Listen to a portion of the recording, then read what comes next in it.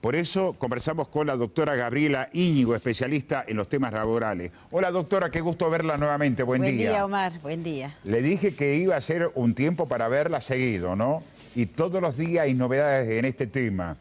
¿Qué está pasando con el tema? ¿Ocupación, subocupación, trabajadores monotributistas? ¿El escenario está complicado?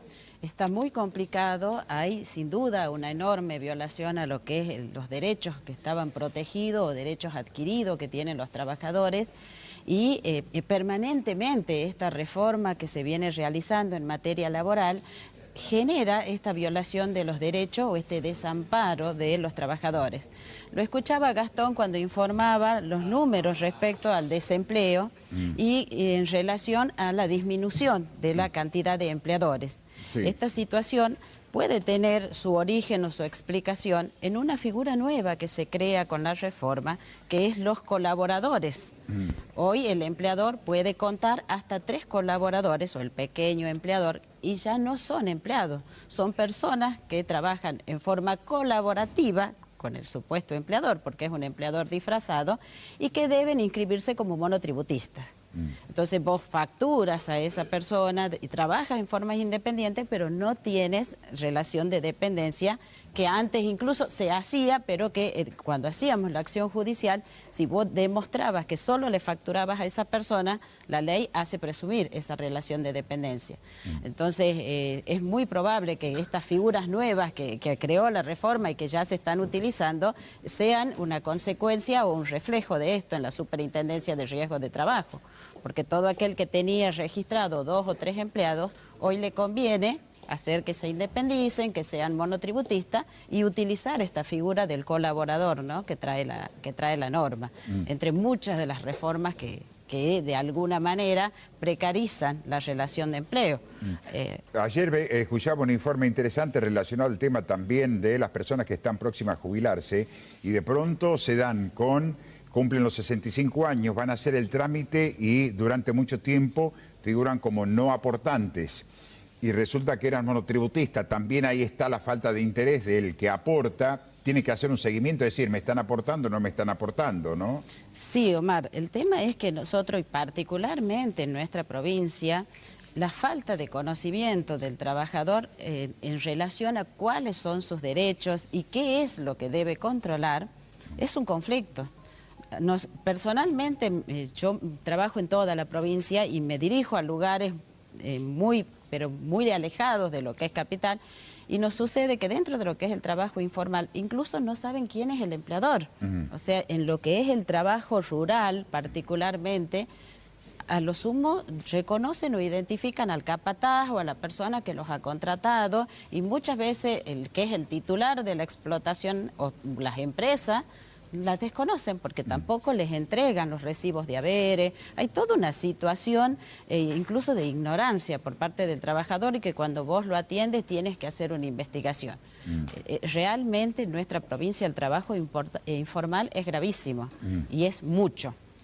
Bien, ahora cuando hablamos del gobierno nacional que se le vencen los plazos por el tema del pacto de mayo, dicen ellos vamos a tratar de llevar adelante porque necesitamos una reforma laboral, que es verdad, esa reforma laboral se tiene que dar en algún momento. Por ahora la CGT ha enviado a su representante, que es el gremio que más ha flexibilizado su actividad, que es el gremio de UOCRA, que esa medida permitió también que haya más fuente de trabajo, que haya más contención, es el modelo, dice, a seguir. ¿De qué se trata el modelo UOCRA? El modelo UOCRA en realidad tiene un sistema que prevé un fondo de cese laboral, el cual establece que el empleador, ¿sí?, debe aportar durante el primer año de trabajo un 12% para ese fondo de cese laboral en el caso de que la obra termine. Y a partir de los 12 meses, ese porcentaje se reduce a un 8%. Es un régimen especial que está previsto por las características propias de la actividad. Nosotros iniciamos una obra, tomamos una determinada cantidad de empleados y una vez concluida esa obra, si yo como empresa no tengo cómo emplear a los trabajadores que contraté para esa obra, los puedo desvincular y no tienen derecho a una indemnización sino a este fondo de cese laboral. Con la reforma lo que se pretende, y recientemente se dictó una resolución a través de la Comisión Nacional de Valores, es reemplazar la indemnización que todos conocemos del artículo 245 de la Ley de Trabajo por este fondo de cese laboral. Si bien se prevé que va a ser voluntario, que tiene que ser consensuado con los gremios, queda liberado, o la norma en realidad es muy laxa en cuanto a quiénes van a aportar. Dentro de lo que es el sistema del régimen de la construcción está especificado que el aportante es el empleador. No es el caso de la normativa. Prevé de forma voluntaria y podría llegar a estar integrado ese fondo de cese laboral por aporte de empleadores y de empleados. Y el gran problema de eso es quién va a administrar ese fondo de cese de valores y qué tipo de garantía tiene. Porque el administrador, o lo que se cree, lo que se quiere o pretende, es que sea a través de fideicomisos o a través de la creación de una cuenta bancaria. Entonces es como que está por ahí desprovisto de la seguridad jurídica que requiere la protección de las indemnizaciones, ¿no? Doctora, por su especialidad, ¿qué datos nos puede dar de lo personal, no? Más allá de que hay varios abogados dedicados a la parte laboral, ¿qué ha notado desde un año, 2 años de esta parte, si han crecido la cantidad de personas que fueron a su estudio, por ejemplo, a otros estudios, porque han sido afectados por el tema del cierre de algunas actividades, despido, justificado, no justificado, depósito, no depósito de la indemnización? ¿Cómo ha notado el mapa ocupacional de un año a esta parte? Es increíble la cantidad de despido que tenemos, en todos los ámbitos y en todas las actividades. A veces es como que se nota mucho al principio de todo lo que fue el cambio de gobierno por la suspensión de las obras públicas. Era en ese momento como un auge dentro de lo que era justamente los empleados de la construcción, porque más allá de lo que era la norma y de más allá de que está previsto el fondo de cese laboral, no había envío de fondos y no lo cortó el dinamismo. hacían a los aportes. Por eso, cuando habla Ángel acerca del tratamiento hoy de la legislatura y este respaldo que va a salir de la legislatura por el plan Procrear, no es únicamente el tema de la medida política, sino el efecto multiplicador no social, porque significa la recuperación de la mano de obra, porque significa respuesta a la vivienda social, pero no todas las provincias están en esas condiciones, que por ejemplo hoy la provincia de Tucumán tiene el aeropuerto, tiene Benjamín Paz, tiene Procrear, tiene otras provincias. Veía lo de Salta hace 15, 20 días, que el título principal es el tema de la pulverización de la fuente de trabajo, la caída del comercio. Le hemos visto para el Día del Padre cómo se retrajo la venta, lo dijo Gregorio Gorchov. El sector privado es el que está siendo más afectado hoy. Así es. Es La así. parte de Tenemos comercio, muchas consultas y muchos reclamos por despido. El comercio también. El comercio, en realidad, hay como un recorte dentro de la actividad y esto genera sin duda los reclamos laborales.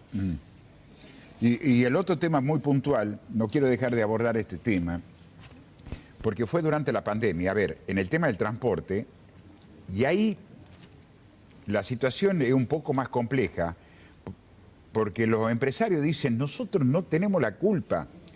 Hubo un decreto del presidente Alberto Fernández, la doctora, ¿quién era vicepresidente? ¿No es así? Y más eran ministros, no estaba Guzmán, si no me equivoco. ¿Quién era el ministro?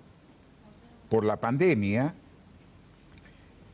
dejaron de depositar lo que le correspondía a los empleados de UTA.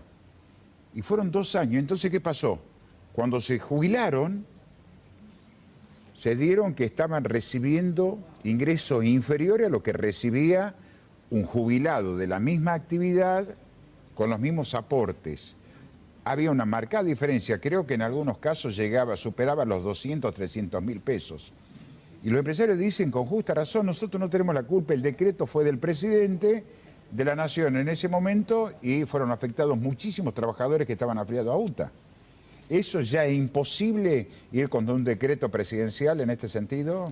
Siempre se puede plantear la inconstitucionalidad de una norma que viola derechos de los trabajadores. Eso es un planteo que debemos hacerlo los letrados cada vez que estamos ante estas situaciones. Plantear la inconstitucionalidad de la norma a los efectos de que se pueda hacer viable este tipo de reclamos. Porque no se pueden afectar los derechos que están protegidos a nivel constitucional por un decreto que es una norma de menor jerarquía. Ahora se viene el conflicto con el tema de los empleados del Banco Nación, porque dice van a cerrar 60 sucursales, seguramente habrá una calificación de empleados, no serán todos, pero van a ser muchos. Si uno tiene una idea que son 60 sucursales, ¿cuántos empleados tiene cada una de esas sucursales, no? Y estimaban que 1000 empleados habían sido desvinculados a través de los cierres de las sucursales. 1000. 1000 empleados y que no están regularizados, que están en trámite todavía, cuáles van a ser las indemnizaciones que les van a abonar a estas personas. Doctora, se van a dar muchas situaciones, así que me parece que la vamos a ver un poquito más seguido, ¿eh? Así es, será un gusto. Gracias. Muchísimas gracias, buenos días. La doctora Gabriela Íñigo, abogada especialista en temas laborales.